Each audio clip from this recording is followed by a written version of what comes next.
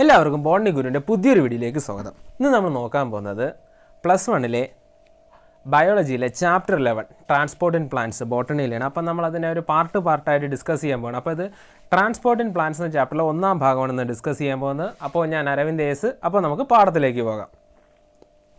So transport in plant എന്ന് പറയുമ്പോൾ നമ്മൾ ഒരു സബ്സ്റ്റൻസ് പ്ലാന്റിൻ്റെ ഒരു പാർട്ടിൽ നിന്ന് മറ്റൊരു പാർട്ടിലേക്ക് ട്രാൻസ്പോർട്ട് ചെയ്യുന്ന അല്ലെങ്കിൽ അതിൻ്റെ മൂവ്മെൻറ്റിനെ പറ്റിയാണ് പറയുന്നത്. അപ്പോൾ നമുക്കൊരു ഫ്ലവറിങ് പ്ലാന്റിൻ്റെ കേസ് എടുത്തു കഴിഞ്ഞാൽ എന്തൊക്കെയാണ് സബ്സ്റ്റൻസ് ട്രാൻസ്പോർട്ട് ചെയ്യേണ്ടത്? വാട്ടർ ട്രാൻസ്പോർട്ട് ചെയ്യണം, മിനറൽസും ന്യൂട്രിയൻസും ട്രാൻസ്പോർട്ട് ചെയ്യണം. ഈ മിനറൽസും ന്യൂട്രിയൻസും ട്രാൻസ്പോർട്ട് ചെയ്ത് നമ്മുടെ ഫോട്ടോസിന്തസിസ് ഒക്കെ നടന്നുണ്ടാകുന്ന ഫുഡ്, ഓർഗാനിക് ന്യൂട്രിയൻസ് പ്ലാന്റിൻ്റെ പല പാർട്ടിലെത്തിക്കണം. അതുപോലെ തന്നെ പ്ലാന്റിൻ്റെ ഗ്രോത്ത് റെഗുലേറ്റേഴ്സ് ആയിട്ടുള്ള പല ഹോർമോൺസ് അത് ഡീറ്റെയിൽ ആയിട്ട് ഇനി വരുന്ന ചാപ്റ്ററിലൊക്കെ പഠിക്കും. ആ ഹോർമോൺസ് നമ്മുടെ പ്ലാന്റിൻ്റെ ഓരോ പാർട്ടിലേക്ക് എത്തിക്കണം. അപ്പോൾ ട്രാൻസ്പോർട്ട് പല രീതിയിൽ കാണും. കൂടുതൽ നമ്മൾ നോക്കുമ്പോൾ സ്മാൾ ഡിസ്റ്റൻസ് ട്രാൻസ്പോർട്ട്, അതായത് ഒരു പർട്ടിക്കുലർ ഒരു സെല്ലിൽ നിന്ന് മറ്റൊരു സെല്ലിലേക്കോ അങ്ങനെയുള്ള ട്രാൻസ്പോർട്ടിന് നമ്മൾ ഡിഫ്യൂഷനോ സൈറ്റോപ്ലാസ്മിക് സ്ട്രീമിംഗ്, ഒരു സൈറ്റോപ്ലാസ്മിൽ നിന്ന് മറ്റൊരു സൈറ്റോപ്ലാസത്തിലേക്ക് പ്ലാസ്മോഡെസ്മേറ്റൽ കണക്ഷൻ വഴി പോകുന്ന രീതിയിലുള്ള ട്രാൻസ്പോർട്ടാകും.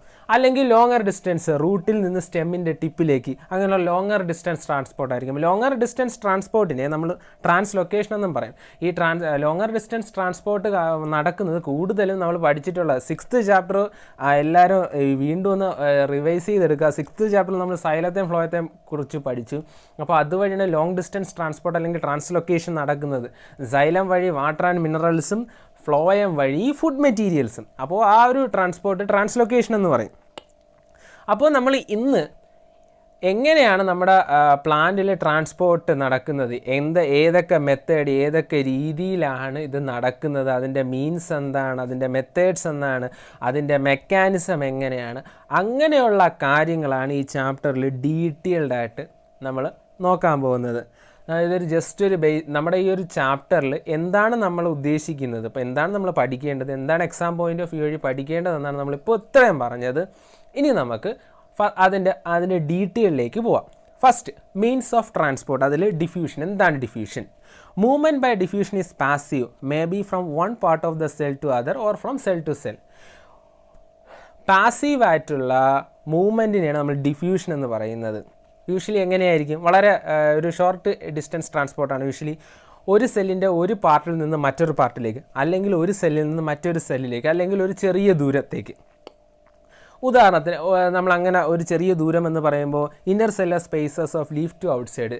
നമ്മുടെ ലീവ്സിൽ ഇൻ്റർ സെല്ലാർ സ്പേസസ് ഉണ്ട്. ലീഫിൻ്റെ അനാട്ടമി നിങ്ങൾ വീണ്ടും ഒന്ന് റിവൈസ് ചെയ്യുക. ഇത് നിങ്ങൾക്ക് മനസ്സിലാവുന്നില്ലെങ്കിൽ ചാപ്റ്റർ 6 ലീഫ് അനാട്ടമി ഒന്ന് റിവൈസ് ചെയ്യുക. എന്നിട്ട് അതിൽ നമ്മൾ പറഞ്ഞ എന്താണ്, ലീവ്സിൽ ഇൻ്റർ സെല്ലാർ സ്പേസ് ഉണ്ട്. ഔട്ട്സൈഡിൽ നിന്ന് ലീഫ്സിൻ്റെ ഇൻ്റർ സെല്ലാർ സ്പേസിലേക്കുള്ള മോളിക്യൂൾസിൻ്റെ മൂവ്മെൻറ്റ് ഡിഫ്യൂഷൻ വഴിയാണ് നടക്കുന്നത്. ഇനി എന്താണ് ഡിഫ്യൂഷൻ്റെ പ്രത്യേകത? No energy expenditure takes place. Energy expenditure, അതായത് എനർജി ഉപയോഗിക്കപ്പെടുന്നില്ല.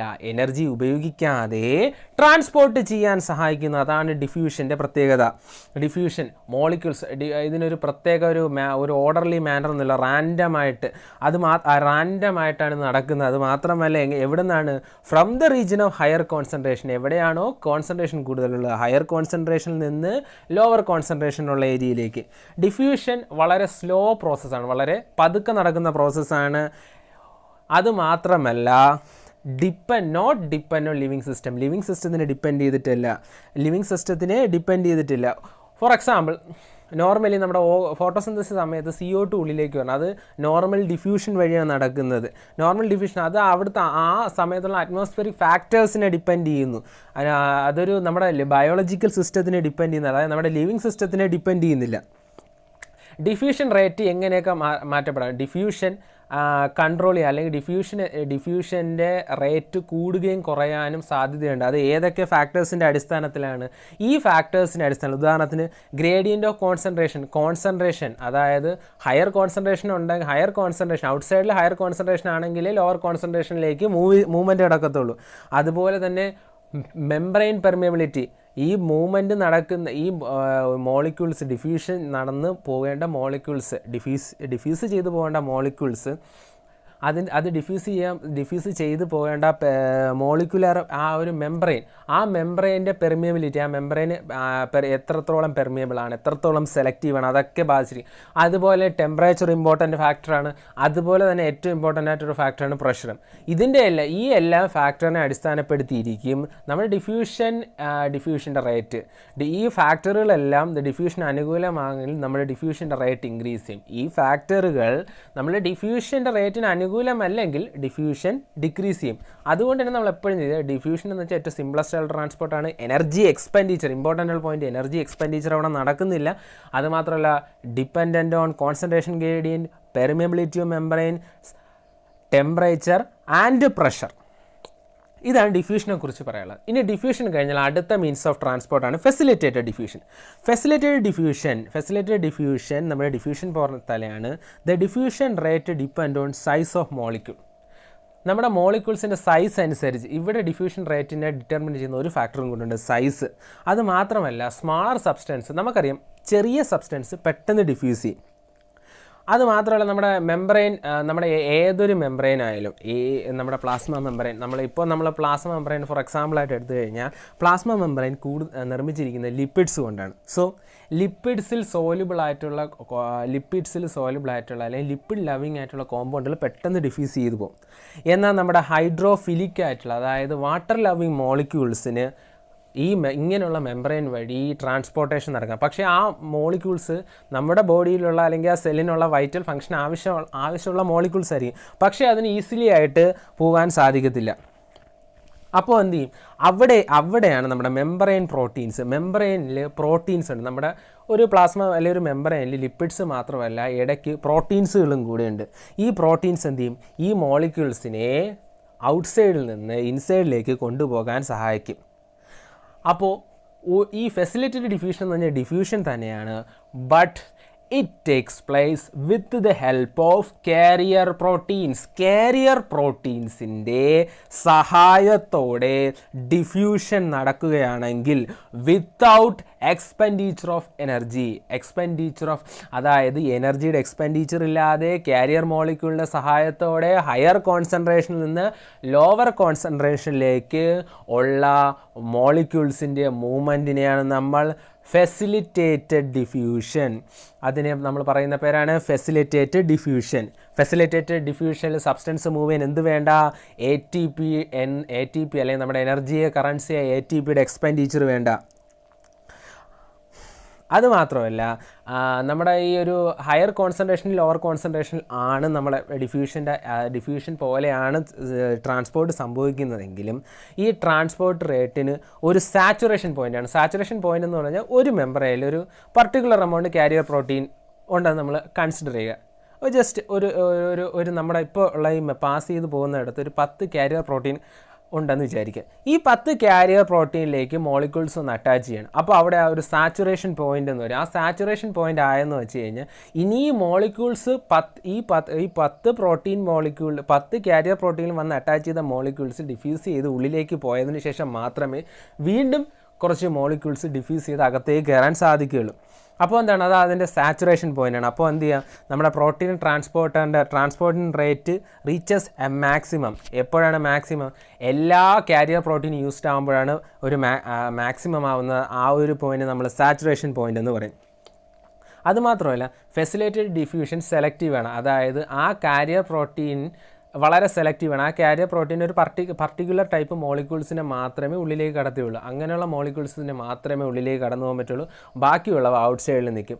അപ്പോൾ അതൊരു ചെക്കിംഗ് മെക്കാനിസമാണ്. അതായത് അൺവാണ്ടഡ് ആയിട്ടുള്ള ഒരു മോളിക്യൂൾസും ഡിഫ്യൂസ്, നമ്മൾ പറഞ്ഞു ലിവിങ് സ്റ്റേറ്റിനെ ഡിപ്പെൻഡ് ചെയ്തിട്ടല്ല എന്ന് പറഞ്ഞു ഡിഫ്യൂഷൻ നടക്കുന്നത്. അപ്പോൾ അൺവാണ്ടഡ് ആയിട്ടുള്ള ഒരു മോളിക്യൂൾസും നമ്മുടെ സെല്ലിൻ്റെ ഉള്ളിലേക്ക് കടന്നു പോകത്തില്ല. അതുമാത്രമല്ല ഇൻഹിബിറ്റേഴ്സ് എന്ന് പറഞ്ഞാൽ ചില പർട്ടിക്കുലർ ആയിട്ടുള്ള കോമ്പൗണ്ടുകളാണ്. അതെന്ത് ചെയ്യും, ഈ ഇൻഹിബിറ്റേഴ്സ് നമ്മുടെ പ്രോട്ടീൻ സൈഡ് ചെയിനുമായിട്ട് ആക്ട് ചെയ്ത് നമ്മുടെ കാരിയർ പ്രോട്ടീൻ ഈ മോളിക്യൂൾസിനെ മൂവ് ചെയ്യാനുള്ള കപ്പാസിറ്റി നശിപ്പിച്ച് കളയുകയാണ് ചെയ്യുന്നത്.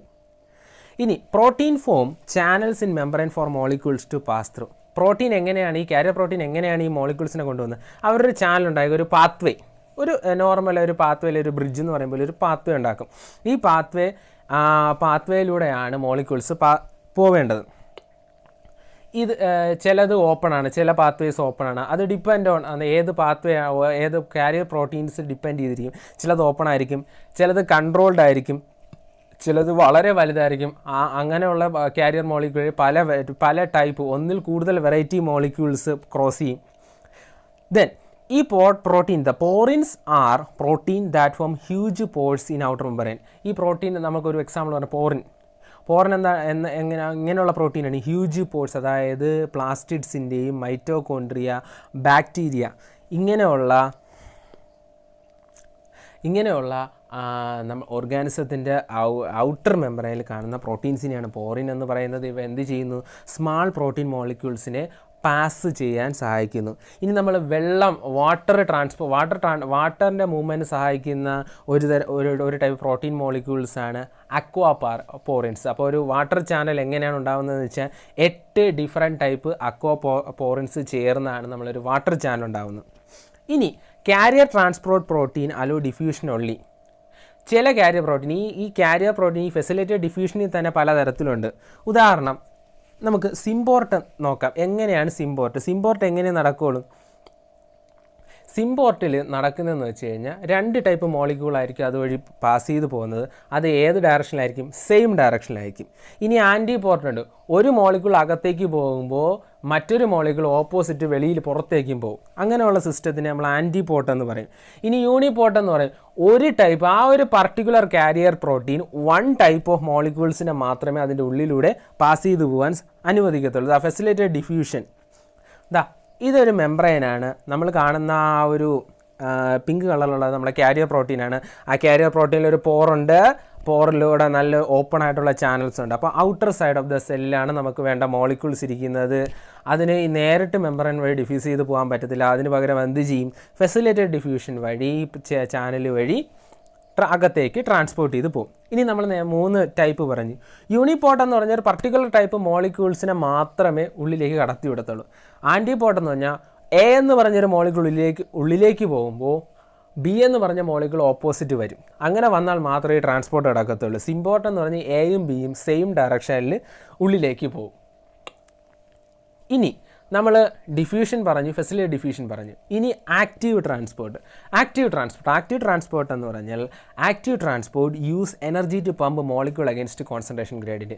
ആക്റ്റീവ് ട്രാൻസ്പോർട്ടിൽ എന്ത് ഉപയോഗിക്കും? എനർജി ഉപയോഗിക്കും. അതുമാത്രമല്ല മോളിക്യൂൾസ് മൂവ് ചെയ്യുന്നത് അഗൈൻസ്റ്റ് എ കോൺസെൻട്രേഷൻ ഗ്രേഡിയൻറ്റ്. ഒരു കോൺസെൻട്രേഷൻ ഗ്രേഡിയൻറ്റ് നമ്മൾ ഇത്രയും നേരം പറഞ്ഞു, it will only takes place from a region of higher concentration to lower concentration. ഒരു ഹയർ കോൺസെൻട്രേഷനിൽ നിന്ന് ലോവർ കോൺസെൻട്രേഷനിലേക്ക് പോകും എന്നാണ് ഇതുവരെ നമ്മൾ പറഞ്ഞത്.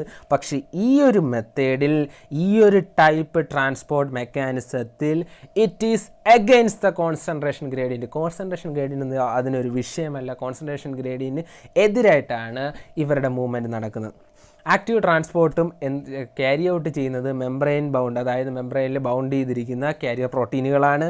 Hence different protein membrane play a major role in both active as well as passive transport. അതുകൊണ്ട് തന്നെ മെംബ്രെയിനിൽ അറ്റാച്ച് ചെയ്തിരിക്കുന്ന പലതരം കാരിയർ പ്രോട്ടീനുകൾ ആക്റ്റീവ് ട്രാൻസ്പോർട്ടിലും പാസീവ് ട്രാൻസ്പോർട്ടും പ്രോപ്പറായിട്ട് നടക്കാൻ ഈ പ്രോട്ടീൻസിൻ്റെ പ്രസൻസ് ഉണ്ടെങ്കിൽ മാത്രമേ ഈ 2 ടൈപ്പ് ട്രാൻസ്പോർട്ടും നടക്കുകയുള്ളൂ.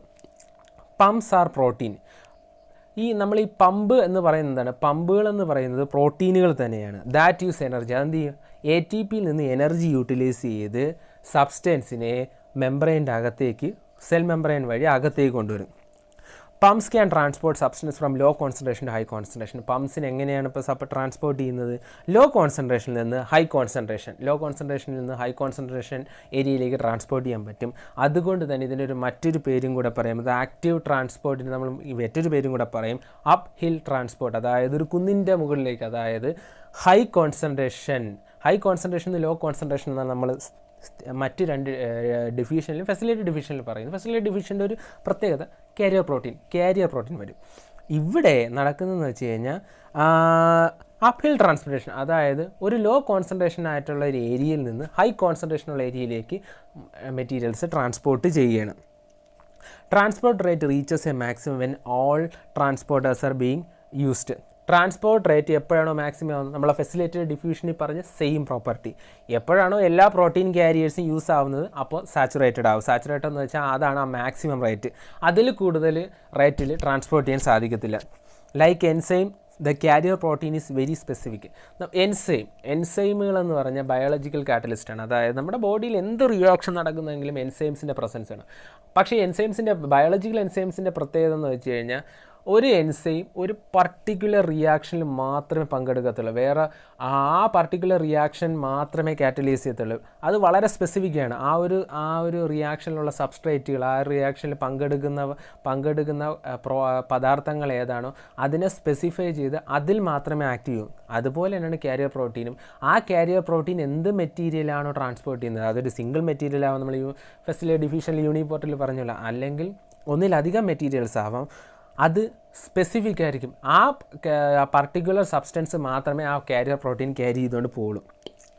അതുപോലെ തന്നെ പ്രോട്ടീൻ്റെ സ്ട്രക്ചർ ഡാമേജ് വരുത്തുന്ന അല്ലെങ്കിൽ സ്ട്രക്ചറൽ ചേഞ്ചസ് നടത്താൻ ശേഷിയുള്ള ഇൻഹിബിറ്റേഴ്സ് ആക്ട് ചെയ്യുകയാണെങ്കിൽ ഈ ട്രാൻസ്പോർട്ട് സിസ്റ്റം താറുമാറാവുകയും അത് നമ്മുടെ ബോഡിയെ അല്ലെങ്കിൽ ആ ഒരു പർട്ടിക്കുലറായിട്ട് ആ ഒരു പ്ലാന്റ് ബോഡിയെ മാരകമായി ബാധിക്കുകയും ചെയ്യും.